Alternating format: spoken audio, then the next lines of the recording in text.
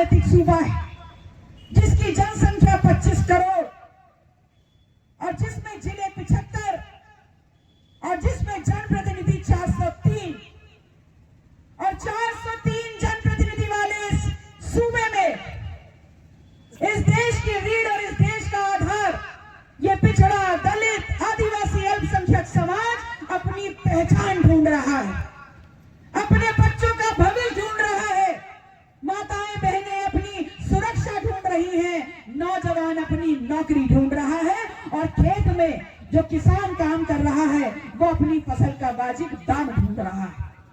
हम आपसे कहने आए हैं कि जब तक आप अपने खेत खलिहान से निकल करके, जब तक आप अपनी पगडंडी से निकल करके, जब तक अपने कस्बों से निकल करके आप सड़कों पे आके अपनी मांग को, अपने आंदोलन को बड़ा नहीं करोगे, इनके कान में जू नहीं रेंगने वाली।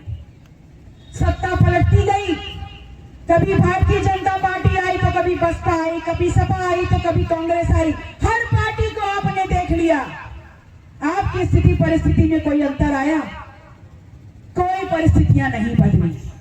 और बड़े बुजुर्ग कहते हैं कि आजमाए हुए को जो आजमाए सो महामूर्ख कहलाए।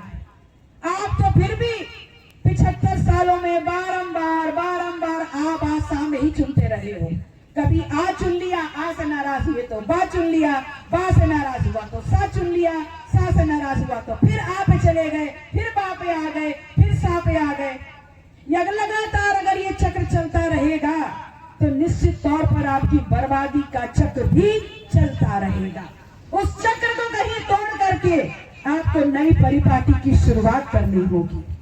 अपने आसपास की स्थितियां देखिए, उनका आंकलन करिए और निश्चित तौर पर आप हमसे ज्यादा राजनीतिक हैं। आप चट्टी चौराहे पे दिन में एक बार जरूर बैठते होंगे, तमाम समस्याओं की चर्चा जरूर करते होंगे और आपको मुझसे ज्यादा बेहतर तरीके से पता है कि वर्तमान उत्तर प्रदेश की सरकार कितने आपके हित में काम कर रही है। मैं आपसे कहने आई और ना हम ये कहते कि हम सबसे अच्छे हैं, हम आपसे सिर्फ इतना कहने आए हैं कि वो सब भी अच्छे होंगे लेकिन हम उन सब से बहुत बेहतर हैं।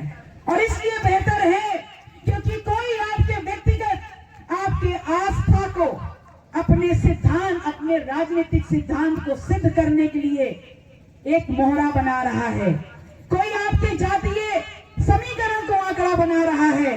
लेकिन डॉक्टर सोमेलाल पटेल ने हमेशा कहा था कि मेरा समाज को नेतृत्व चाहिए और हम किसी को आगे किसी को पीछे नहीं, सबको हिस्सेदारी को लेकर के उनको लेके चलना चाहते हैं। और जिसका सिर्फ एक रास्ता है, वो हिस्सेदारी तभी सुनिश्चित होगी जब इस देश में, इस प्रदेश में पूरी ईमानदारी से जातिवार जनगणना होगी। और जब जातिवार जनगणना होगी तो हर समाज की गिनती निकल के आएगी।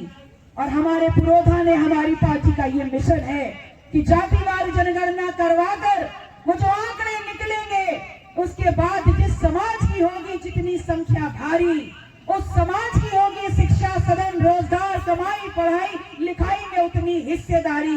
और जब हिस्सेदारी लेंगे आप तो इस देश को बढ़ाने में, इस प्रदेश को बढ़ाने में आपकी होगी उतनी जिम्मेदारी। इस मूल मंत्र को लेकर के अपना दल लगातार आपके बीच में चल रहा है। कहा तो ये जाता है, आज से नहीं 30 साल से जब तक अपना दल की नींव पड़ी तब से कहा जाता है कि अपना दल तो पटेलों की पार्टी है। बहुत बढ़िया।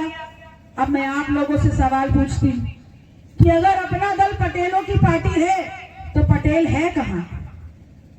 एक पटेलों के गांव में चले जाइए तो आपको 4 झंडे भाजपा के दिखेंगे, 4 झंडे समाजवादी पार्टी के दिखेंगे, 3 झंडे बसपा के दिख जाएंगे, 2 झंडे कांग्रेस के दिख जाएंगे और कोई खाटी पटेल होगा तो 1 झंडा अपना दल का दिख जाएगा।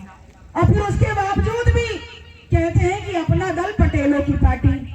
अगर अपना दल पटेलों की पार्टी है तो कांग्रेस किस समाज की पार्टी है? बसपा किस समाज की पार्टी है? समाजवादी पार्टी किस समाज की पार्टी है? भाजपा किस समाज की पार्टी है? हर एक पार्टी का अपना अपना बेस वोट होता है।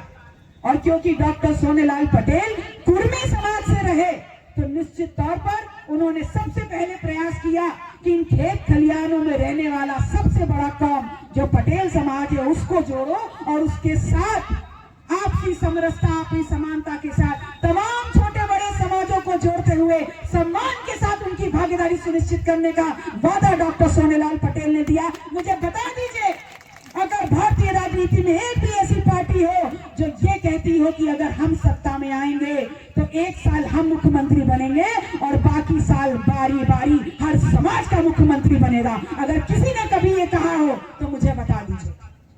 लेकिन डॉक्टर सोनेलाल पटेल कहते थे कि जिस समाज की होगी जितनी संख्या भारी, उस समाज की होगी मुख्यमंत्री पद में भी उतनी हिस्सेदारी। अगर एक साल कुर्मी बनेगा तो एक साल मौर्य भी बनेगा, अगर एक साल मौर्य बनेगा तो एक साल राजभर भी बनेगा, अगर एक साल राजभर बनेगा तो एक साल मुसलमान भी बनेगा।